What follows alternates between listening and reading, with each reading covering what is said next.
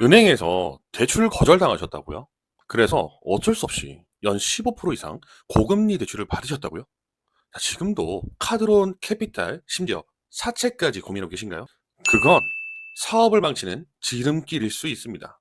자, 정부는 이미 여러분 같은 사업자를 위해 수조 원 규모의 정책 자금을 준비해 놓고 있습니다. 오늘 이 영상에서 당신이 몰랐던 정책 자금 어디서 받을 수 있는지 5개의 정부 기관에 대해 알려드리겠습니다.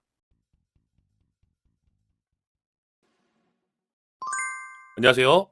자금 받는 사장들의 박프로입니다. 자, 조건만 맞으면 은행보다 훨씬 좋은 조건으로 융자를 받을 수 있는 정책 자금에 대해서 알고 계신가요?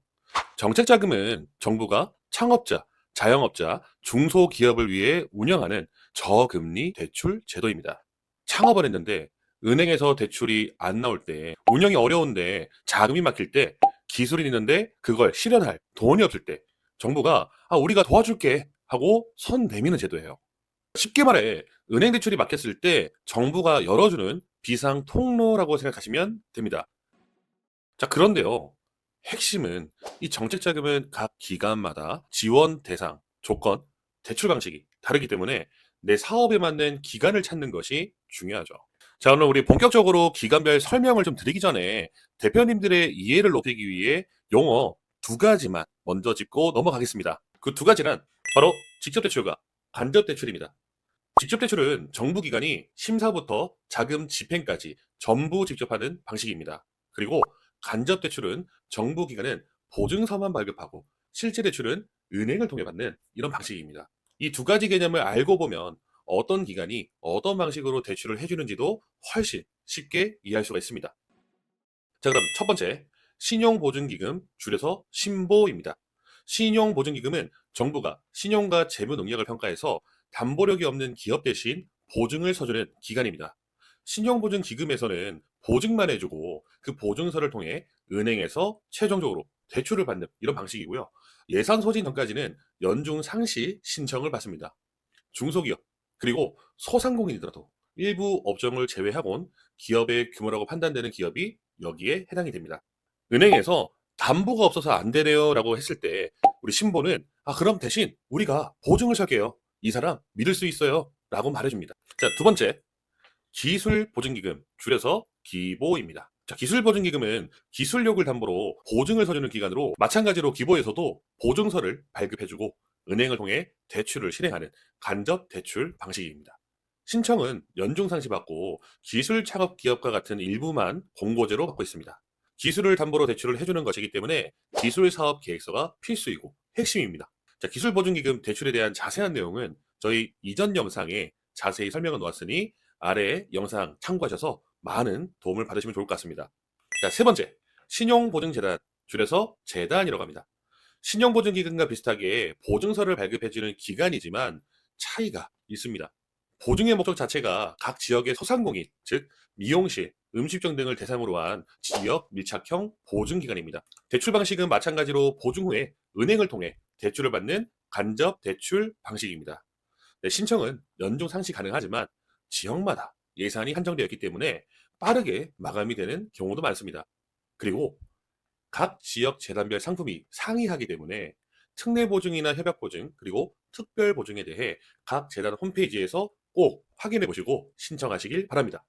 4번째, 소상공인시장진흥공단, 줄여서 소진공, 말 그대로 소상공인을 위한 정책 자금 기관입니다. 대출 방식은 직접 대출 또는 대리 대출이 있으며 직접 대출은 은행 없이 정부가 직접 자금을 집행하는 이런 방식입니다. 자, 반면 간접 대출은 소진공에서 소상공인 확인서라는 것을 발급을 해주고 신용보증재단에서 보증서를 발급을 받은 뒤에 은행에서 대출을 하는 말 그대로 간접 대출 방식과 유사하다라고 볼 수 있습니다. 단 일반 보증에 비해서 금리가 저렴하다라는 이런 장점이 있습니다. 신청은 직접 대출과 간접 대출 모두 상품별로 월별 접수, 상시 접수, 한시적 접수 등 다양하며 소상공인 정책자금 홈페이지를 통해서 신청하시면 됩니다. 특히 혁신성장 촉진자금, 재도전 특별자금, 일반경영 안정자금 등이 대표적이며 지원이 불가능한 제외업종이 있을 수 있으니 반드시 사전 체크하시는 것이 필수입니다. 마지막 5번째, 중소벤처기업진흥공단, 즉 중진공입니다. 이곳은 중소기업을 위한 핵심 기관인데요. 대출 방식은 직접 대출과 간접 대출, 혼합이지만 직접 대출의 성격이 강합니다. 신청은 월별 공고 기반으로 운영되며 일부 사업은 상시 신청 가능합니다. 자, 제조업과 혁신 성장 분야라면 상시 근로자 수 상관없이 신청이 가능하신데, 도소매나 건설업 등의 그 외 일반 업종들은 연간 상시 근로자 수의 평균값이 일정 수의 이상이 되어야 됩니다. 또 만 39세 미만의 청년의 경우에는 예비 창업자를 포함한 3년 미만의 창업기업이 누구나 지원 가능해. 사업 아이템이 확실하고 청년이라면 매출과 신용이 좀 불리하더라도 누구나 도전해볼 수 있어 매우 좋은 상품이죠. 실제로 금번 7월 고정금리 2.5%로 2억 원을 대출받은 저희 고객사는 작년 연매출이 고작 700만 원이었습니다.